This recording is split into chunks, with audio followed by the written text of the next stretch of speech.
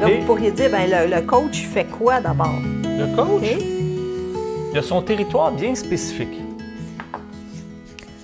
Le coach, en fait, il ne dit pas quoi faire. OK? Il ne montre pas, hein, il ne donne pas de l'enseignement, il ne donne pas un cours à son client. OK? Il ne soigne pas non plus. Alors, qu'est-ce qu'il fait le coach? Bien, il va aider son client à clarifier Son objectif. clarifier où est-ce qu'il en est, par exemple, dans sa vie. Prendre conscience des forces et des faiblesses de son client. Et tout ça va se faire par des questions, okay? L'art du questionnement qu'on va beaucoup développer en coaching, pour que la personne, le client, y trouve ses propres réponses. Donc, ça ne sera pas les réponses d'un consultant, ni les réponses d'un formateur, ni les réponses d'un mentor. Ça va être ses propres réponses. Parce que la philosophie, en tout cas de notre école, Julie et moi, c'est que les gens ont toutes les réponses aux questions à l'intérieur d'eux. Sauf que des fois, ils n'ont pas accès à ces réponses-là. À cause de nos peurs, à cause de nos blocages, à cause de nos systèmes de croyances. Et on n'a pas toujours accès à l'information juste. Hein? On doute de soi, on manque de confiance en soi, on manque d'estime de soi. Et ça crée toutes sortes de blocages. Alors le coach, par ses questions, il va aider la personne à définir son objectif, prendre conscience de ses forces, de ses faiblesses, et d'aller accéder aux ressources que ça prendrait pour que je puisse atteindre mon objectif. Des fois, les ressources, on les a, mais on n'en a pas conscience. Donc, le coach va nous aider à prendre conscience des ressources qu'on a déjà, Des fois, sous on n'a forme de pas. force et de qualité, d'aptitude. Des fois, on n'a pas les ressources, donc le coach va nous aider à voir où est-ce qu'on peut aller les chercher. Comment les acquérir, ces ressources-là. Il va nous montrer comment faire. Puis par l'art du questionnement, bien, le coach, son but, c'est de susciter des prises de conscience pour le client qui vont l'aider à prendre des décisions puis à passer à l'action. Et le passage à l'action, très important. Fait que si on résume un petit peu, bien, votre client, il vient, puis il y a ce qu'on appelle son état présent, sa situation actuelle. Il part de quelque part, OK? Et puis, il veut aller quelque part. C'est ce qu'on appelle l'état désiré. C'est ce qu'il souhaite. Vous avez des gens qui vont venir en coaching et qui vont dire « Ah, moi, je veux plus ça dans ma vie. Je suis tanné de telle affaire, je suis tanné de ce pattern-là, je veux plus ça. » Ils sont à leur état présent. Ils sont conscients de leur état présent. Puis si on leur demande « Qu'est-ce que tu veux à la place? » Là, c'est un peu flou pour eux. Fait que pourquoi le cerveau les amènerait à quelque part si c'est pas clair en dedans d'eux? Donc, Le cerveau, il ne pourra pas les aider à passer à l'action. Donc, le rôle du coach, ça va être de clarifier où est-ce que tu es, puis ensuite de clarifier où est-ce que tu veux aller. OK? Il y a des gens qui arrivent en coaching, ils savent où est-ce qu'ils veulent aller. Ils savent ce qu'ils veulent. Ils ont un objectif. Mais pour pouvoir s'y rendre, hein, si vous dites « Ah ben moi, je veux aller au Mexique », bien, si vous allez vous acheter un billet sur Internet, la première question qu'on vous pose, c'est pas où vous voulez aller, c'est quoi? C'est d'où vous partez. Parce que je veux aller au Mexique, mais il faut savoir d'où je pars.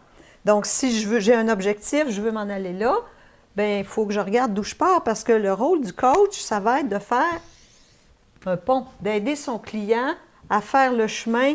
Avec les étapes qu'il faut pour que l'objectif devienne atteignable, réalisable, puis que ça se passe, qu'il y ait du mouvement, qu'il y ait de l'action, pour que la personne puisse atteindre son objectif. Comme plusieurs d'entre vous, l'objectif, c'est un changement de carrière par le coaching, par la relation d'aide.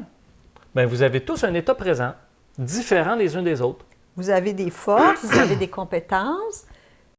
Il y a des choses sur lesquelles vous allez pouvoir vous appuyer. Puis il y a aussi des choses que vous allez avoir besoin d'aller chercher si vous voulez pouvoir faire du coaching, par exemple, acquérir. changer de carrière. OK? Puis dans le processus, bien, il peut y avoir des obstacles. Il peut y avoir des blocages. Il peut y avoir, par exemple, des peurs. Il peut y avoir des manques de connaissances. Il peut y avoir des saboteurs. Des comportements de sabotage. Il peut y avoir de la procrastination, Oui. etc., etc. Donc, ces obstacles-là, bien, le coach, il va aller chercher dans son coffre à outils ce qu'il faut pour aider son client à passer à travers ces obstacles, à développer ce qu'il faut pour vraiment atteindre ce qu'il souhaite. Donc déjà, ça vous indique un peu le travail en Neuroactive Coaching, qu'est-ce qu'on fait? C'est simple de même. État présent, il y a une route à prendre. Sur cette route, il y a des blocages, il y a des forces, il y a des qualités. On met tout ça en conscience, on transforme, on passe à l'action et on atteint l'état désiré. On vous fait ça vite, là, mais on va revenir avec plus de détails tantôt. Donc, on va dire que le coach, son expertise, on dit que c'est un catalyseur de changement. Parce que quand quelqu'un vient nous voir en coaching, c'est parce qu'il y a quelque chose qu'il veut changer. S'il n'y a rien qui veut changer, il reste chez lui. Il va bien, tout est beau, il ne va pas aller consulter. Okay? Donc, il a besoin de faire un changement dans sa vie. Donc, on dit que le coach, c'est un catalyseur de changement parce que, c'est un peu, imaginez, vous avez une marmite, puis le client, c'est lui qui décide qu'est-ce qu'il met dans sa marmite. C'est le client qui décide sur quoi il veut travailler. C'est pas le coach qui dit « Oh, je pense que tu as tel blocage, il faudrait travailler ça. » Tu devrais transformer ça dans ta vie, ça t'aiderait. C'est pas le coach, c'est le client qui choisit sur quoi il veut travailler. Donc, les ingrédients, la recette, ça appartient au client. Nous, les coachs, on est le feu en dessous de la marmite. Qui fait en sorte que... Il va se passer quelque chose. Il y a une magie qui va se passer, puis qu'il y a une transformation qui va se faire. C'est un peu comme certains d'entre vous ont vécu avec les coachs qui vous ont amené ici un peu en parlant de nous, puis en parlant du Neuroactive Coaching. Donc, essentiellement, c'est ça que ça fait un coach. Et ça se fait à travers, en majeure partie, des questions, la façon de poser des questions. Apprendre à poser les bonnes questions au bon moment, dans le bon timing, de la bonne façon. Et dans le bon ordre. C'est tout un art, OK? Donc, ça pose des questions, un coach. Ça fait beaucoup de reformulation pour que la personne elle puisse s'entendre, entendre qu'est-ce qu'elle a dit. Puis, évidemment, bien, à travers ça, il va peut-être, de temps en temps, utiliser des outils spécifiques, des techniques spécifiques. OK? On va vous en parler tantôt, des différentes techniques qu'on va vous enseigner. Pour ceux qui s'inscriront à la formation. Donc, il y a des outils de coaching, puis il y a une différence entre être capable d'utiliser des outils de coaching et être un coach. On va vous donner un exemple ou des exemples, parce que c'est important pour nous, parce que c'est pas qu'on va vous garrocher un paquet d'outils. Voici un marteau, voici un tournevis, voici une scie ronde, voici un niveau. Parfait, tu peux aller construire ta maison. C'est pas tout à fait simple comme ça. Vous pouvez apprendre à utiliser des outils, un marteau, un tournevis, une drill, une scie, etc., mais ça ne fait pas de vous un menuisier ébéniste. De la même façon, vous pouvez être capable de jouer des pièces de piano, ça ne fait pas de vous un pianiste virtuose. OK? Donc, nous, à travers le Neuroactive Coaching, pour nous, ce qui est important, c'est qu'il y ait l'intégration de ces outils-là d'une façon, qu'on va vous enseigner d'une façon harmonieuse afin que vous deveniez des artistes du coaching. OK? Que vous puissiez développer une carrière de coach puis être efficace. Donc, développer l'art du coaching et non pas juste utiliser des outils de coaching. C'est différent. Parce que pour nous, d'avoir le privilège d'accompagner des gens dans leur cheminement, pour nous, c'est vraiment un privilège et c'est quelque chose qui est sacré. C'est quelque chose qu'on ne fait pas à la légère, puis on fait avec notre cœur, puis avec une compétence. Et si vous êtes là ce soir, c'est parce qu'à quelque part, à l'intérieur de vous, vous avez, je dirais ça comme ça, là, mettons une flamme qui fait que vous vous intéressez à l'humain. Que vous vous intéressez à ce phénomène de croissance, de connaissance de soi, et que les gens soient plus heureux dans leur vie, plus en harmonie, que ce soit dans leur couple, dans leur carrière, avec leurs enfants, peu importe comment, bien, vous avez cette petite flamme, cette passion de l'humain, puis nous, on va juste souffler sur cette flamme-là pour que le feu pogne, puis que vous puissiez transformer votre vie, puis que vous puissiez après ça en aider d'autres à transformer leur vie. C'est un peu notre objectif, nous, à notre école, l'Institut BioCoaching. Alors, qu'est-ce qui fait qu'on a ce souci de vous transmettre l'art du coaching? Ben, c'est que ça fait, on va trahir notre âge un petit peu, là, mais ça fait environ 40 ans qu'on étudie l'être humain dans son mode de fonctionnement. On a étudié différentes approches avec des médecins. Ensuite de ça, on a étudié la programmation neurolinguistique. Ensuite de ça, bien, quand on a voulu faire une spécialisation par rapport à notre école de programmation neurolinguistique, bien, à ce moment-là, on a découvert le Neuroactive Coaching. Donc, le Neuroactive Coaching, ça a été créé par Florent Fusier, qui est un Français. Et notre passion, bien, au niveau de notre enseignement, bien, c'est appuyé sur environ 17 000 heures de consultation dans notre pratique privée, qu'on cumule, Julie et moi. Donc, on a des clients sur 4 continents. On a enseigné ici au Québec, aux États-Unis, en territoire français. On a une expérience, on a une expertise, puis notre passion, c'est de la partager. Donc, nous, on prend des petits groupes, puis on vous accompagne pas à pas dans votre processus de changement de carrière pour développer l'art du coaching. Donc, on prend maximum 16 personnes, mais disons que de façon générale, on a des groupes entre 12 et 14 personnes. C'est pas mal notre moyenne. Donc, quand vous pratiquez en équipe de 2, bien, vous avez 2 professeurs qui supervisent. Fait que c'est vraiment une supervision serrée. Parce que le coaching, il y a un aspect théorique, mais oui, hein, de compréhension de l'être humain, les mécanismes de fonctionnement, le cerveau, tout ça, comment ça marche. Et c'est beaucoup aussi de la pratique, parce qu'accompagner quelqu'un, c'est pas juste en regardant des vidéos que tu l'apprends. C'est pas possible. Avec les 2 pieds dans le bain, puis tu pratiques, et là, tu te fais corriger, puis tu as des feedbacks. C'est comme ça que tu apprends. Donc, pour nous, c'est super important qu'il y ait beaucoup de pratique et d'intégration. Qu'est-ce que vous allez apprendre dans la formation de Neuroactive Coaching? Tout d'abord, vous allez apprendre à créer une relation de confiance avec votre client. Il y a des gens avec qui ça se fait comme ça, d'établir la relation de confiance. Puis il y a des gens que ça va être la première fois de leur vie qu'ils vont consulter, ils vont avoir peur. Et c'est pas des gens que ça va être facile pour eux de se dévoiler. Puis s'il n'y a pas de relation de confiance, il ne peut pas avoir de coaching. Donc, il y a une méthodologie de comment on fait avec les clients que la relation de confiance, elle ne s'établit pas naturellement. C'est quoi les stratégies à adopter pour favoriser de créer ce lien de confiance? On vous montre ça. Parce que quand on vous disait tantôt que le coach, c'est comme le feu en dessous de la marmite, mais le coach, c'est aussi la marmite. Oui. C'est le coach qui crée cet espace de confiance qui va permettre au client de se livrer, de s'ouvrir, de même de se voir, puis de s'avouer des choses qu'il avait de la misère à s'avouer lui-même. Donc, la présence, on va dire, bienveillante du coach va aider ce processus-là. Vous allez apprendre à aider le client, par exemple, à comprendre sa propre mécanique interne. Comme par exemple, il y a des clients qui sont très émotifs et ont les émotions un peu à fleur de peau. Puis les émotions peuvent agir comme blocage ou comme stimulant. Alors, on peut apprendre à transformer une émotion, puis on peut apprendre à prendre une émotion puis de s'en servir comme d'un levier de changement. Et quand il y a des émotions qui agissent comme blocage, comment on fait pour que le cerveau accepte de arrêter de s'en faire avec cette émotion-là? Comment faire pour que l'émotion cesse de prendre la place?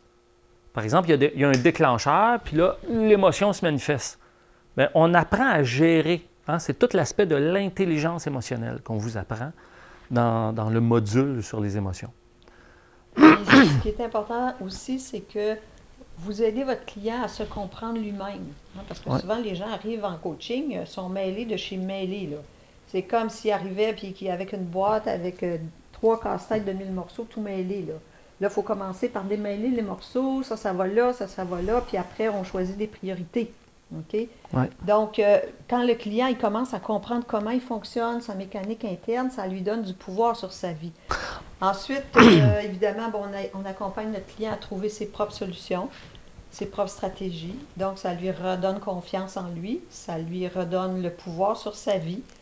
Et là, il apprend qu'il peut lui-même se poser des questions. Donc, la prochaine fois qu'il va être dans une situation, au lieu d'avoir besoin puis d'être perdu, il va dire, attends un peu, je vais m'arrêter, je vais me poser moi-même les questions.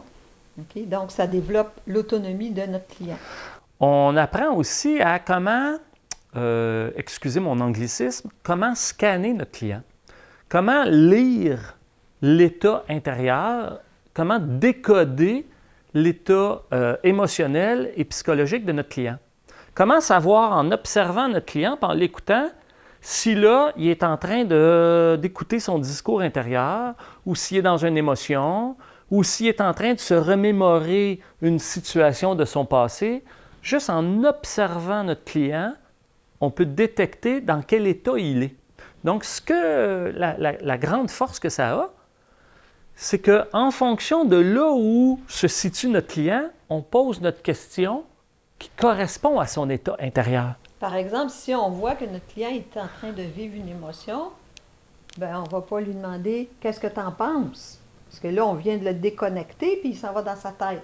On va plutôt lui demander « Qu'est-ce que tu ressens? » OK? Mais donc, si on détecte qu'il est dans son mental, bien là, c'est le bon moment peut-être d'y demander « Et t'en penses quoi de ça? Et tu prends conscience de quoi à ce moment-là? » Bien là, il est déjà dans sa tête, ça va être facile.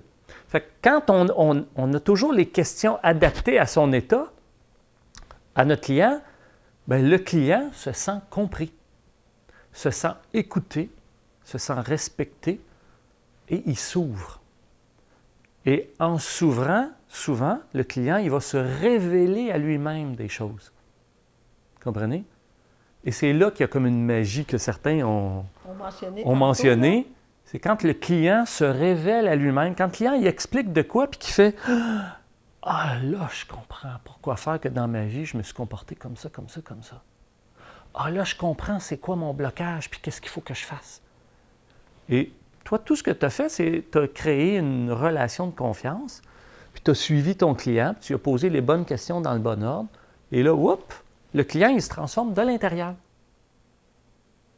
C'est ça qu'on vous apprend. Comment faire. Parce que à travers la formation, vous allez vraiment apprendre comment on fonctionne en tant qu'être humain, comment notre cerveau fonctionne, comment notre cerveau joue des tours et comment nous sommes des êtres de conditionnement, OK? Et que notre libre arbitre, il est très petit, malgré ce qu'on pense. Puis donc, comment devenir de plus en plus conscient, aider nos clients à être de plus en plus conscients pour que notre libre arbitre augmente de plus en plus, pour qu'on puisse faire vraiment des choix, puis aider notre client à faire des choix qui sont vraiment alignés avec qui il est et avec qui on est. Ce que ça permet, c'est que le client, et ça fait ça pour les participants dans la formation, Mia pourrait vous en parler, c'est que le client, il retrouve du pouvoir sur sa vie. C'est comme s'il il reprenait les clés de sa vie, puis de faire de sa vie ce qu'il veut. Puis il définit son objectif de vie, que ce soit en termes professionnels, amoureux, dans sa quête intérieure, dans les différents départements de sa vie, bien, ça permet de trouver une stratégie qui va harmoniser tout ça. Et le bonheur, bien, à quelque part, c'est peut-être ça, c'est quand il y a une harmonie entre les différentes dimensions de notre vie.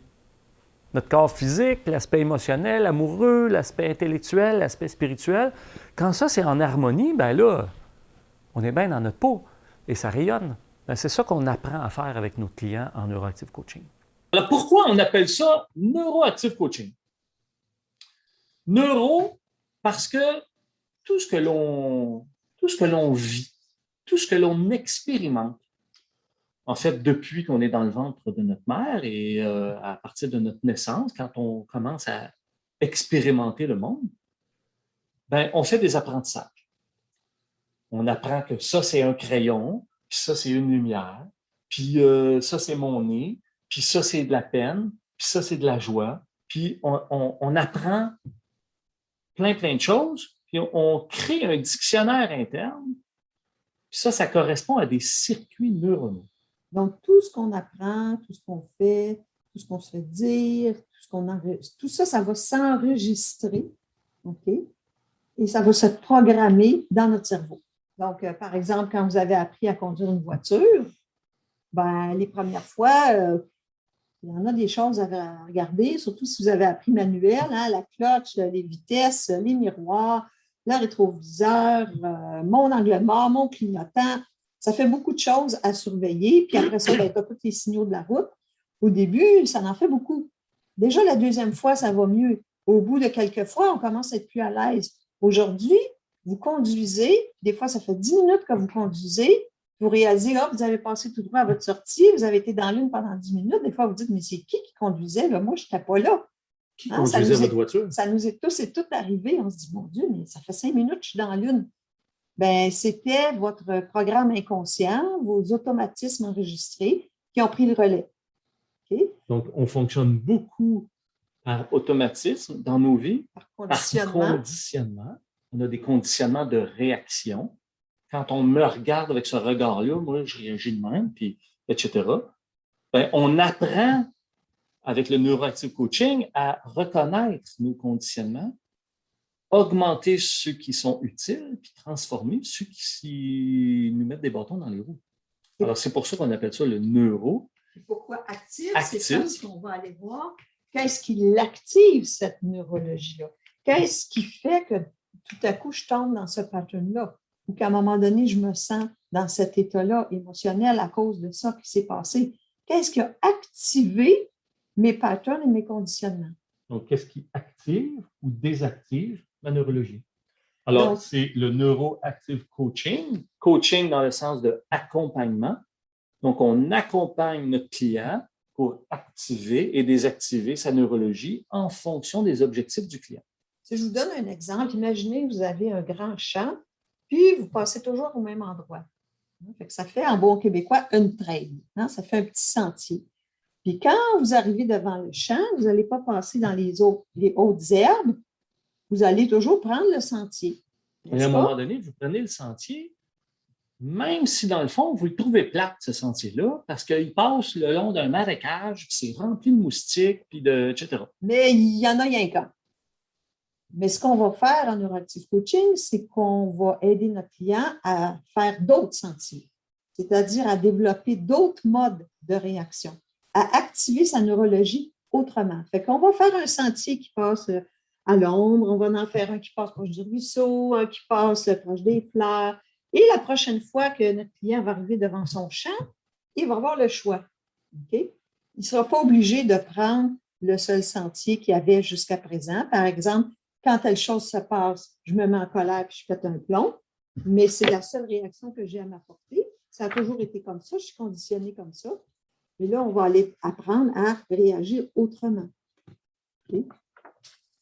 Donc, c'est un peu ça qu'on fait avec le neuroactive coaching, c'est qu'on va refaire des circuits neuronaux. On va défaire ceux qui ne nous servent plus, puis on va en refaire qui nous servent. Puis, ce qui est important, c'est qu'en fait, pour nous, on vous l'a dit un peu tantôt, cette formation-là, il y a beaucoup de pratiques. Il y a de la théorie, il y a toutes les données, on va dire, scientifiques sur lesquelles s'appuie cette théorie-là. Puis ensuite, il y a comment on va utiliser ça dans un processus de coaching à travers des outils. Puis, on vous fait pratiquer en vous supervisant pour s'assurer que vous intégrez bien les outils, qu'après ça, quand on ne sera plus là, vous allez être autonome pour les appliquer dans vos vies puis avec vos clients. Alors, on vous montre comment faire. Donc on vous supervise beaucoup avec des feedbacks.